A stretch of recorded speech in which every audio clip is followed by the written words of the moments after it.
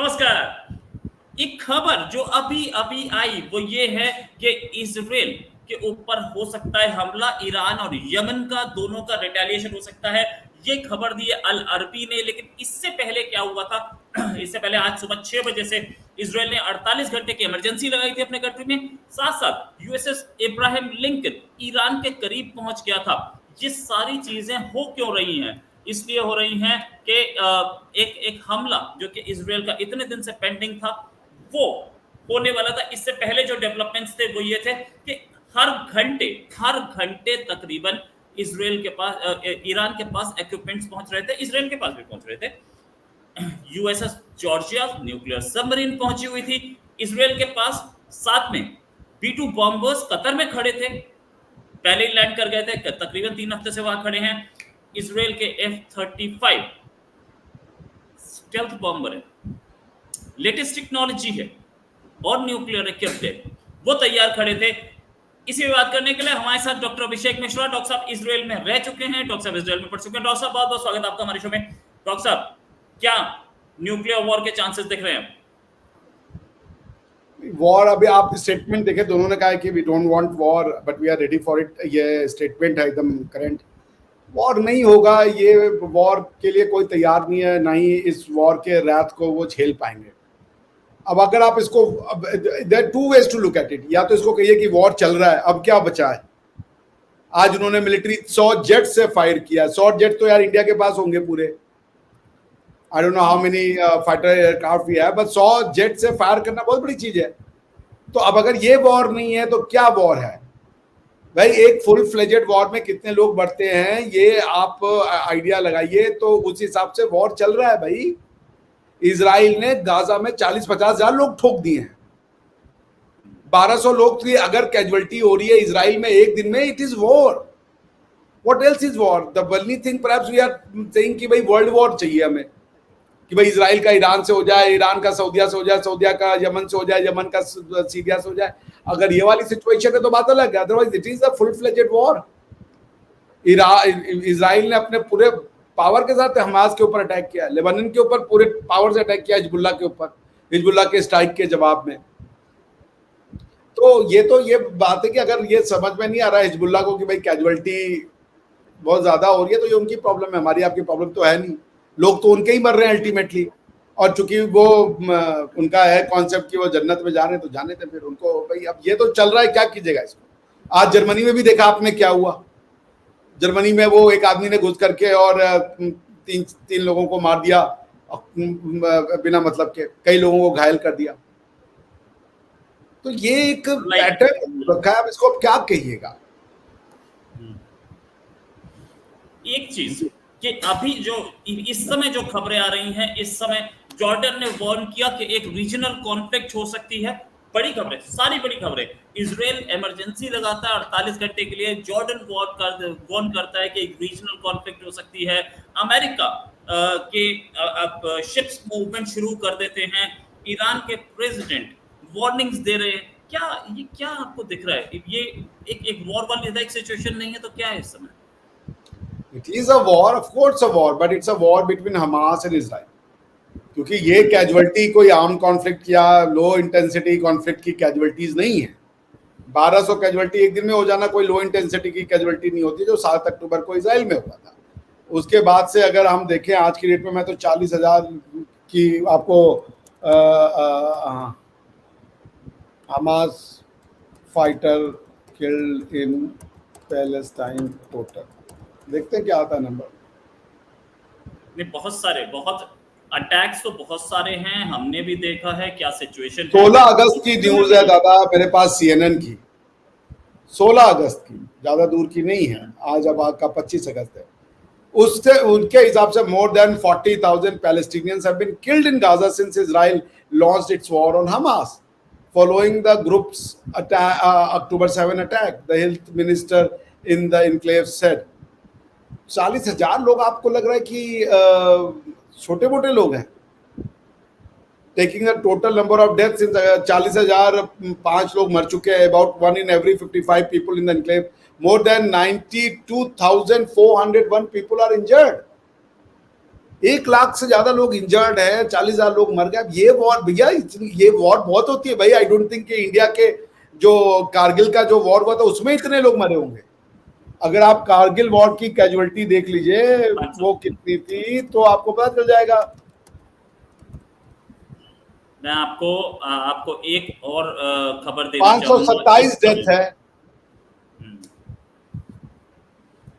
Israel में Ben Gurion airport है, वहां पर यस, मैं भीड़ गया हूं भरी हुई है।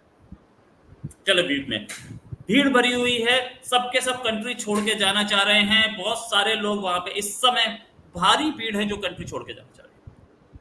थर्ड वर्ल्ड वॉर के लक्षण दिख रहे हैं आपको? ये खबर ना, ये नहीं थर्ड वर्ल्ड वॉर नहीं होगा। लेकिन इतनी इतनी इतनी टाइट सिक्योरिटी, इतनी सारी एक्टिविटीज, लोग छोड़ के जाना चाह रहे हैं कंट्री को, तो वॉर नहीं होगी क्या? और न्यूक्लियर वॉर चांसेस, दोनों साइड में न्यूक्लियर वेपन्स हैं। Nuclear weapon will be the end of the middle east. God forbid. Nuclear weapon का मतलब तो दादा कि जो मिडिल ईस्ट है वो खत्म हो जाएगा, वेस्ट एशिया खत्म हो जाएगा, अरब पेनिनसुला खत्म हो जाएगा, बिकॉज कि वो आर्मागेडॉन होगा। और ये कोई दो मोनोथीज्म की लड़ाई है, तो आई डोंट सी एनी। ये कैजुअलिटी होगी, होती रहेगी। जैसे जेलेंस्की टिके हुए हैं कि हमको लड़ना है, वैसे हमास लड़ना चाहता है, वैसे इजराइल कह रहा है लड़ो, हिजबुल्ला से लड़ो। वरना कोई भी सेम पर्सन है वो वापस कर देता अब तक जो है उनके जो एक्टिव थे, और उसके बाद नेगोशिएशन चैनल पे आ जाना चाहिए था। तो आप वो तो कर नहीं रहे हो, आप वो तो कर नहीं रहे हो। कोई आदमी टेबल पे बैठना नहीं चाहता। इजराइल कह रहा है कि जब तक एक एक आदमी हम छुड़ा नहीं लेते और जब तक एक एक थ्रेट को हम खत्म नहीं कर देते, हमास को उखाड़ नहीं देते, हमारा वॉर तो नहीं बंद होगा। आप समझ रहे? तो ये वॉर तो चल ही रही है ना। इजराइल के लोग जो जा रहे हैं वो अब वो लोकल इजराइलाइट हैं या बाहर वाले हैं, ये मुझे नहीं पता, एक्सपैट्स हैं, कौन है वो लोग। तो इसलिए दादा इसको जो है ना ऐसे ही देखना पड़ेगा कि this is the fate of monotheism. ये ऐसे ही चलेगा, इसको रोका नहीं जा सकता। This can't be stop. Lebanon की मीडिया ने बोला है कि एक इजराइल का एयरक्राफ्ट गिरा है उनके नॉर्दर्न लेबनान एरिया में, और साथ में ये भी कि जितना भी हम देख रहे हैं एक बड़ा लाउडनेस पहुंच चुका है इजराइल और ईरान के आसपास गल्फ में। क्या ये जो सिचुएशन है इससे इजराइल न्यूक्लियर वेपन यूज कर सकता है? सर देखिए, सिचुएशन तो एस्केलेट ही करेगी दादा। मुझे तो कोई सिचुएशन कम होते हुए नहीं दिख रही। मैं ये कह रहा हूँ कि वर्ल्ड वॉर नहीं होगा, मगर वॉर तो वैसे ही चलेगी। वो वेस्ट एशिया जो है वो जलेगा, अभी काफी हद तक जलेगा, बहुत दिन तक जलेगा। देखिए, अभी वो अमेरिका में गए थे मोहम्मद बिन सलमान साहब, और उन्होंने अमेरिकन ने कहा कि आपको इजराइल की और सपोर्ट करनी है, रिकग्नाइज करना, और पता नहीं क्या क्या डिमांड कर दी। मोहम्मद बिन सलमान ने कहा यार इससे अच्छा मैं गोली मार दूँ। तो पॉइंट ये कि वॉर तो इतनी ज़्यादा टफ चल रही है कि अरब जो सोसाइटी है, जो उसकी कैजुअलिटी है, और चारों दिशाओं से जो कैजुअलिटी है, खाली आप ये कतर और ये सऊदी अरेबिया और ये बहरीन वाले जो साइड है इनको छोड़ दें, वरना लेबानन में ठोक के मारा, सीरिया में ठोक के मारा, उसके बाद आपका यमन में ठोक के मारा। कहाँ नहीं मार रहा है, कहाँ नहीं मार रहा है इसराइल? हर जगह मार रहा है इनको, जहां से भी थ्रेट आ रहा है। पर ये इन सब के जो पीछे मेन है वो तो ईरान है ना। ईरान को जब तक लगाम नहीं लगेगी ये तो होता रहेगा। और ईरान किसी भी तरीके के लगाम देने के मूड में नहीं है। Iran wants to keep the pot burning, boiling. तो इसलिए ये रुकेगा नहीं, ये अभी और बढ़ेगा, ये लड़ाई बढ़ेगी मगर वर्ल्ड वॉर नहीं बनेगा। लड़ाई बढ़ेगी लेकिन वर्ल्ड वॉर नहीं बनेगा। अच्छा, इस वॉर में एक दो प्लेयर्स ऐसे हैं जो इस वॉर में डायरेक्टली नहीं घुसे हुए हैं। 3 प्लेयर इनफैक्ट। अमेरिका डायरेक्टली घुसा भी है और नहीं भी घुसा है, लेकिन रशिया और चाइना इसमें घुसे हैं लेकिन डायरेक्टली नहीं। वो चाहते हैं कि ये वॉर कंटिन्यू करे, क्योंकि जितना ये वॉर कंटिन्यू करेगा अमेरिका और अमेरिका के रिसोर्सेस यहाँ पे घुसेंगे। तो यूक्रेन से प्रेशर रिलीव होगा, साउथ चाइना सी से प्रेशर रिलीव होगा। इन दोनों की एंट्री से कितनी प्रॉब्लम्स दिखती हैं आपको? क्या ये एक लॉन्ग लास्टिंग वॉर हो सकती है? क्या ये लंबी वॉर बन सकती है? आप आई डोंट नो, आप लोगों को पता है कि नहीं, इजराइल जब से बना है वो इमरजेंसी में ही है। ठीक है ना, अभी इन्होंने जो डिक्लेयर की है वो दूसरी इमरजेंसी है, लेकिन इजराइल ने कभी इमरजेंसी लॉज ही नहीं हटाया। तो लड़ाई तो कॉन्स्टेंट चल रही है इसराइल में। ये इस बार इसका उन्होंने रिटेलिएट किया है। और ये जो बात आपकी सही है कि अमेरिका शायद नहीं चाहता कि ये कॉन्फ्लिक्ट रुके, क्योंकि अगर ये कॉन्फ्लिक्ट को वो रोकना चाहते तो बहुत कुछ कर सकते थे। शायद अमेरिका में इलेक्शन ईयर भी है, तो एक जो प्रो नेशनलिस्ट या प्रो वाइट सुप्रीमेसिस्ट या क्रिश्चियन लॉबी जो है, वो तो चाहती है कि एक डिसाइसिव वॉर हो। It's like a revival of crusade. वो तो उसको ऐसे ही देख रहे हैं। They are looking at it in a different perspective all together. उनके लिए तो ये जिहाद, एक तरफ जिहाद है तो दूसरी तरफ होली वॉर है। तो ये इजराइल के सर्वाइवल की कहानी है, और अमेरिका ऐसे छोड़ेगा नहीं इजराइल को।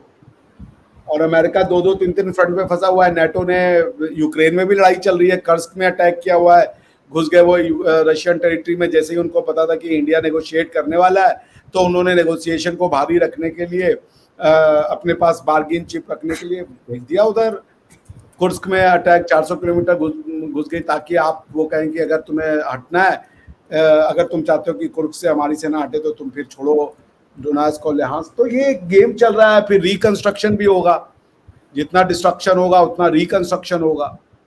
तो इसी को वॉर इकोनॉमी कहते हैं। तो आई डोंट थिंक कि Americans are really interested in getting this war stop, but कुछ कहा नहीं जा सकता। देखिए, कुछ कहा नहीं जा सकता, सही बात। अच्छा, चाइना की जहां तक बात करें तो चाइना ये चाहेगा कि अमेरिका इसमें फंस जाए। पहले ही चाइना ने कई फ्रंट्स खोल रखे हैं। अजरबैजान और आर्मीनिया भी एक फ्रंट खोला हुआ है जिसमें चाइना डायरेक्टली इन्वॉल्व हो ना हो, लेकिन जरूरी है। ये भी इस्लामिक वर्ल्ड का एक गेम है। अच्छा, इस पूरे में अजरबैजान आर्मीनिया हो या इसराइल का हो या यूक्रेन हो, 3 वॉर तो पहले ही चल रही है। एक इंडिया पाकिस्तान फ्रंट भी खोलने की कोशिश की थी, बांग्लादेश एक अलग फ्रंट खुल गया। ये पूरे में छोटी छोटी वॉर्स में इतनी क्या बोलते हैं, इतने सारे रिसोर्सेज घुस रहे हैं कि क्या ये बड़ी इकोनॉमीज, क्या ये बड़े, और क्या अब वही आप जो सोवियत यूनियन वाला टाइम था, क्या वही तो दोबारा नहीं देख रहे हैं हम? अफ्रीका में छोटी छोटी वॉर्स और एशिया में छोटी छोटी वॉर्स, इन पर आके टिक गई थी कहानी। एक और कोल्ड वॉर के टाइम पे हम नहीं घुसते दिख रहे हैं। छोटी इकोनॉमी बड़ी इकोनॉमी का तो मुझे नहीं पता, क्योंकि जो लगी हुई है वो सारी इकोनॉमी कोई बहुत बड़ी इकोनॉमीज नहीं है। लेकिन ये कि China would not involve in the hot game. China may be involved in may get involved in softball or other kind of game. वो boots on grounds या engagement in the war वो नहीं करेंगे, स्पेशली जहाँ पे America के आने के चांसेस हैं, कभी नहीं करेगा। यही बात इंडिया के साथ उन्होंने, आई गेस चाइना ने कितनी वॉर लड़ी है 1948 के बाद से, 1962 की वॉर लड़ी है चाइना। इंडिया एक सॉफ्ट टारगेट था, क्योंकि इंडिया वाज ऑल प्रो वो peace and pro China and all that. तो वो चढ़ दौड़े।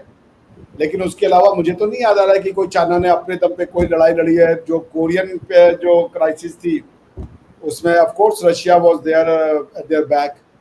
तो आप कोई भी वॉर बताइए ना जो चाइना लड़ा है post 1948। I have no idea barring the Indo China war कि चाइना ने किसी में वॉर लड़ा है। तो राइट, वियतनाम से लड़ी थी वॉर जिसमें हारा था वो।